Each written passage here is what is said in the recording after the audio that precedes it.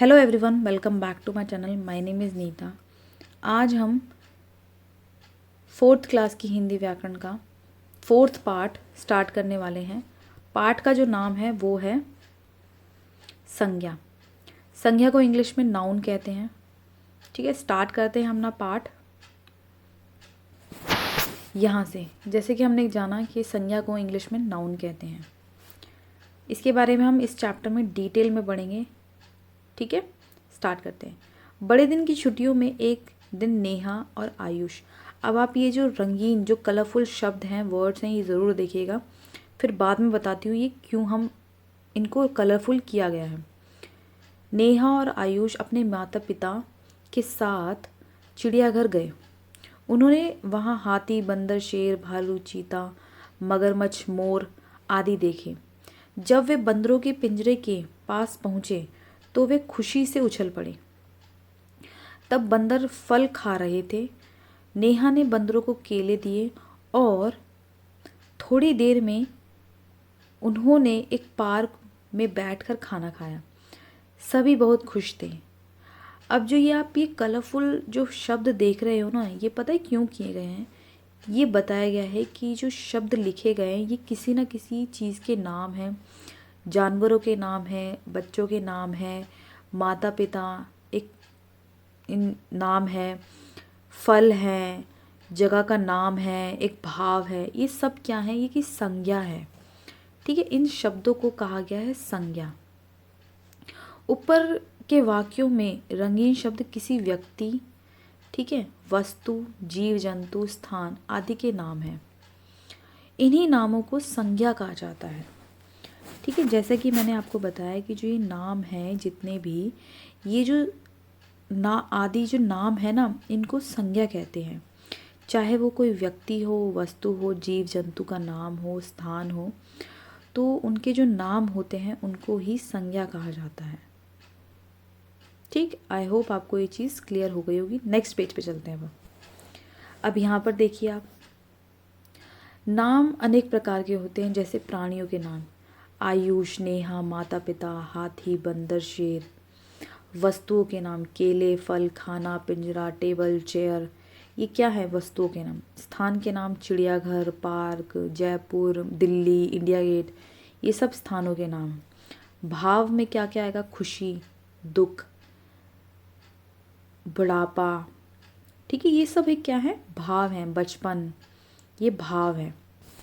यहाँ पर हम देखते हैं कि संज्ञा की परिभाषा बहुत इंपॉर्टेंट है, आपसे एग्जाम में पूछी जा सकती है और पूछी जाती भी है। जो शब्द किसी व्यक्ति, वस्तु, स्थान या भाव के नाम का बोध कराते हैं। अब यहाँ पर देखिए, कोई भी व्यक्ति, वस्तु, स्थान या भाव के नाम का बोध कराते हैं, उनको हम क्या कहते हैं? संज्ञा। जैसा कि हमने देखा ना, कोई भी व्यक्ति का नाम हो वो संज्ञा है, कोई भी वस्तु का नाम हो वो संज्ञा है, स्थान का नाम हो वो संज्ञा है, कोई भी भाव हो वो संज्ञा है। तो यहाँ पर बताया गया है कोई भी व्यक्ति, वस्तु, स्थान या भाव के नाम का बोध कराते हैं, उनको क्या कहते हैं? संज्ञा कहते हैं।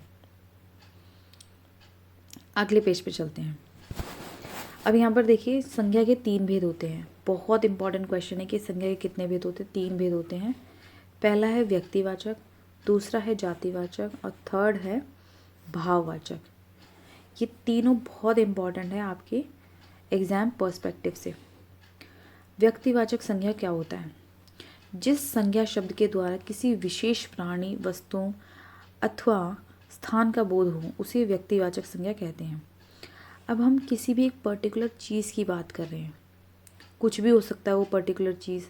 ठीक है, क्या? जैसे कि हम किसी व्यक्ति के नाम की बात कर लो, जैसे नीता, कविता, ठीक है, कविता, सॉरी, ये लिखा हुआ है कल्पना, ये सब एक व्यक्ति के नाम हैं। तो ये सब क्या है? व्यक्तिवाचक संज्ञा में आएगा। यहाँ पर देखो आप, एग्जाम्पल भी आपको दे रखे हैं यहाँ पर, जैसे कि दिल्ली, सचिन, रामचरित्र मानस, ये क्या है? ये व्यक्तिवाचक संज्ञा है, एक पर्टिकुलर हम चीज़ की बात कर रहे हैं। कुछ अन्य व्यक्तिवाचक संज्ञाएं इस प्रकार हैं, जैसे कि व्यक्तियों के नाम नेहरू जी, सचिन तेंदुलकर, राजेश, नेहा, प्रणव। ये कोई भी नाम हो, किसी भी चीज़ का नाम हो, सॉरी व्यक्ति का नाम हो, तो आप उसको संज्ञा से कनेक्ट करोगे। देशों के नाम हो भारत, जापान, अमेरिका, चीन, Africa, Delhi, India Gate, Jaipur, कोई भी जगह का नाम हो तो आप उसको देशों के नाम से वो करोगे तो वो भी संज्ञा है। नदियों के नाम हुए गंगा, यमुना, सरस्वती, कावेरी, नील, अमेज़न। त्योहारों के नाम होली, दीपावली, दशहरा, ईद, गुरुपूर्व। तो ये क्या है, ये सब के सब जो है ये संज्ञा है, इनको हम संज्ञा कहते हैं। खेलों के नाम लगा लो, क्रिकेट, कबड्डी, फुटबॉल, खो खो। इमारतों के नाम ताजमहल, लाल किला, कुतुब मीनार।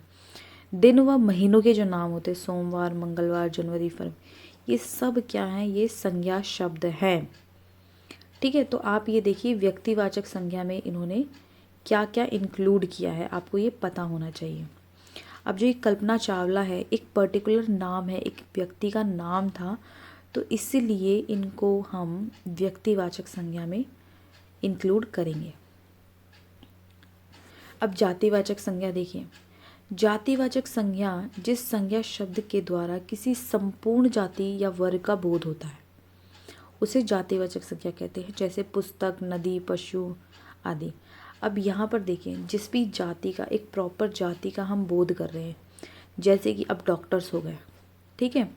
डॉक्टर, अगर डॉक्टर का कोई नाम हो ना तो वे व्यक्तिवाचक संज्ञा में चला जाएगा, लेकिन अब हम डॉक्टर की बात कर रहे हैं, ठीक है, तो ये एक क्या हो जाएगा, ये जातिवाचक संज्ञा हो जाएगा। हम किसी पुस्तक की बात करें, अगर पुस्तक का नाम होता, ठीक है, अगर हम पुस्तक का नाम बता देते थे ना तो वो हो जाता व्यक्तिवाचक संज्ञा, लेकिन हमें पुस्तक का नाम नहीं बताया, हम सिर्फ पुस्तक की बात कर रहे हैं, तो वो क्या हो जाएगा, जातिवाचक संज्ञा। ऐसी पुस्तक, नदी, पशु। अब जैसे यहाँ पर देखो, नदियों की बात हो रही है ना, यहाँ देखो, यहाँ पर ये नदी की बात हुई, यहाँ पर देखो गंगा, यमुना, कावेरी, नील, अमेज़न।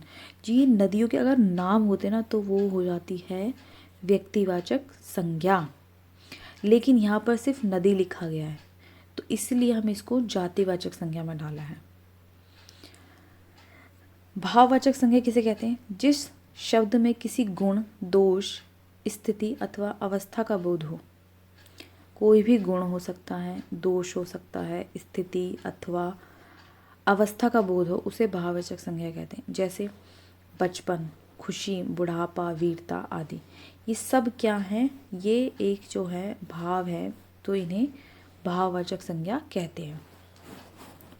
भाववाचक संज्ञाओं का निर्माण जातिवाचक संज्ञा, विशेषण, सर्वनाम तथा क्रिया से होता है। अब भाववाचक संज्ञा का निर्माण कैसे होता है, किसी भी जातिवाचक संज्ञा से, विशेषण से, सर्वनाम से, क्रिया से, इनसे ही इस भाववाचक संज्ञा का निर्माण होता है। अब जैसे भाववाचक जातिवाचक संज्ञा है तो उसे भाववाचक संज्ञा में कैसे डाला है, मित्र हो गया जातिवाचक, अगर यहाँ पर मित्र का नाम होता तो वह व्यक्तिवाचक होता। अब यहाँ पर सिर्फ मित्र की बात हो रही है, पूरी जाति की बात हो रही है, तो वो हो गया जातिवाचक, और मित्रता तो वो हो गया भाववाचक। बूढ़ा, बुढ़ापा, पशु, पशुता, पुरुष, पुरुषत्व, प्रभु, प्रभुता, भक्त, भक्ति। और यहाँ पर जो अब सर्वनाम शब्द हैं,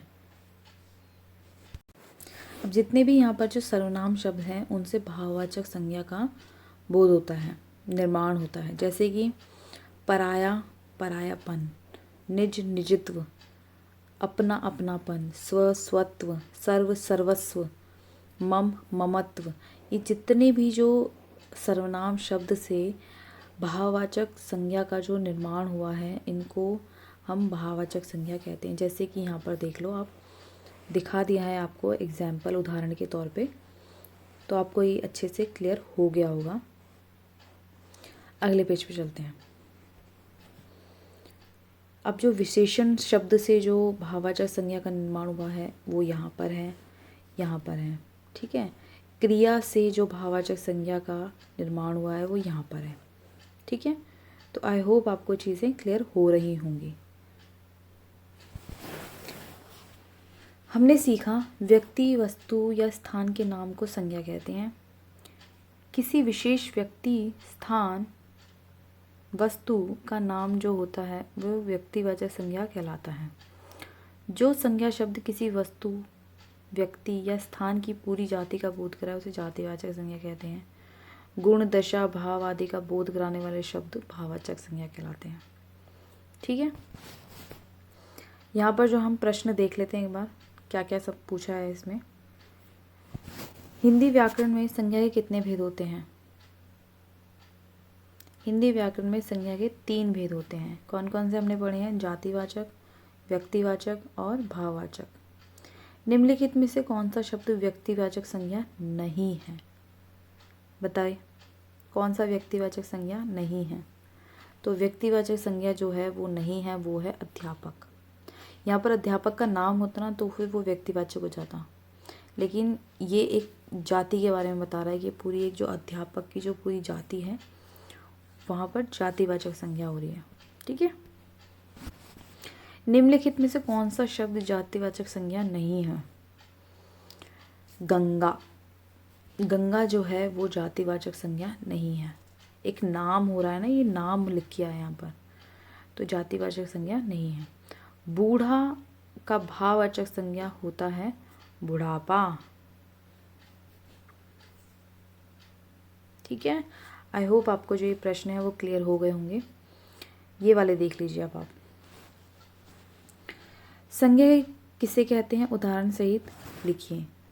यहाँ पर देखिए, संज्ञा की जो परिभाषा है वो आपको यहाँ से मिल जाएगी, और कोई भी नाम लिख दो, जैसे गंगा, बुढ़ापा, नदी, ये सब क्या हैं? ये संज्ञा ही हैं। संज्ञा के कितने भेद होते हैं? 3। भाववाचक संज्ञा को उदाहरण सही समझाइए। यहाँ पर देख लो आप, ये रहा। जिस शब्द से हमें गुण, दोष, स्थिति अथवा भाव अवस्था का बोध हो उसे भाववाचक संज्ञा कहते हैं, और यहीं पे आपको उदाहरण भी दे रखे हैं। तो ये जो प्रश्न का उत्तर है वो है भाववाचक संज्ञा। व्यक्तिवाचक और जातिवाचक संज्ञा में अंतर स्पष्ट कीजिए, बताइए। यहाँ से लिख लीजिए आप, जातिवाचक संज्ञा और भाववाचक संज्ञा। यहाँ से आप लिख सकते हो और यहाँ से आप उदाहरण दे सकते हो। व्यक्तिवाचक में आप डाल सकते हो किसी भी व्यक्ति का नाम, जैसे संजय, नेहा, और जातिवाचक में आप डाल सकते हो डॉक्टर, सैनिक, नदी। ये सब क्या हैं? जातिवाचक संज्ञा है। आई होप आपको ये चीज़ें क्लियर हो गई हैं। आगे बढ़ते हैं। नीचे देखिए, संज्ञा शब्दों के भेद पर निशान लगाइए। ईमानदारी क्या है बताइए? ये एक भाव है। इंडिया गेट जो है वो व्यक्तिवाचक है। पशु जो है वो जातिवाचक है। सुभाष चंद्र बोस जो है वो व्यक्तिवाचक संज्ञा है। अब इनको जो है आपको व्यक्तिवाचक भाववाचक संज्ञा में बदलना है। भूखा, मोटापा। यहाँ पे आपको देखो एक उदाहरण भी दिया हुआ है कि कैसे भाववाचक संज्ञा में इसे बदलना है शब्दों को। भूखा का क्या होगा? भूख। मोटापा, मोटा का मोटापा। प्यासा का प्यास। गरीब का गरीबी, और चौड़ा का चौड़ाई। ठीक है, ये सब क्या है? ये एक भाववाचक संज्ञा है। निम्नलिखित शब्दों में से व्यक्तिवाचक संज्ञा, जातिवाचक संज्ञा और भाववाचक संज्ञा शब्द चुनकर लिखिए। तो आप इसमें से कर सकते हैं, ये बहुत इजी है, कुछ भी ऐसा डिफ़िकल्ट नहीं है। मैं आपको पहला बता देती हूँ, फिर बाकी आप खुद कीजिएगा। ये 2 आप खुद कीजिएगा। अच्छा, जो लाल किला है वो आएगा व्यक्तिवाचक संज्ञा में। पशु जो आएगा जातिवाचक संज्ञा में, और भाववाचक संज्ञा में आएगा बुढ़ापा। ये मैंने आपको बता दिया है। बाकी आप जो ये 2 कॉलम है ये आप खुद भरिएगा, ये इसमें से देख के कौन कौन सा कहाँ पर आएगा। ठीक है, यहाँ पर देखिए नीचे दिए गए संज्ञा शब्दों से वाक्य बनाइए। अच्छा, ये आम है, आम जो है वो बहुत मीठा होता है, तो आम मीठा होता है। तो इससे हमने वाक्य बना लिया, आम मीठा होता है। ठीक है, सेकंड में आप क्या लिखोगे, दीपावली। दीपावली दीपों का त्योहार है, तो ये आप लिख सकते हैं। फुटबॉल जो है वो खेल मैदान में खेला जाता है। तितली फूलों पे मंडराती है। पेड़ हमें फल देते हैं। घड़ी हमें समय बताती है और किताब हमें कुछ नया नया सिखाती है, या किताबों से हम कुछ नया सीखते हैं। यहाँ देखिए, सोचिए और 2-2 संज्ञा शब्द लिखिए। यहाँ से मैं ये आपको बता देती हूँ। व्यक्तिवाचक संज्ञा में आप बताइए, जैसे कि नेहा और कल्पना। ठीक है, जातिवाचक में आप लिख लो नदी, अध्यापक, ये आपका हो गया जातिवाचक में। भाववाचक में आप लिख लो बुढ़ापा और मित्रता। ठीक है, आई होप आपको यहाँ पर क्लियर हो गई होंगी चीज़ें। तो यहीं पे जो हमारी वीडियो है ख़त्म होती है, हमारा पार्ट भी फिनिश होता है। अगर आपको मेरी वीडियो में कोई भी डाउट नज़र आ रहा है तो मुझे कमेंट सेक्शन में ज़रूर बताइएगा। और मेरी वीडियोस अच्छी लग रही हैं तो लाइक शेयर सब्सक्राइब किए बिना बिल्कुल मत जाइएगा। और आप मेरे साथ इंस्टाग्राम, टेलीग्राम और फेसबुक पे भी जुड़ सकते हैं। उनके जो लिंक्स हैं मैं डिस्क्रिप्शन बॉक्स में डाल दूँगी, तो आप मुझसे वहाँ पे भी जुड़ सकते हैं। तो मैं आपका वहाँ पर मैसेज ज़रूर देखूँगी। ठीक है, till then thank you so much, धन्यवाद।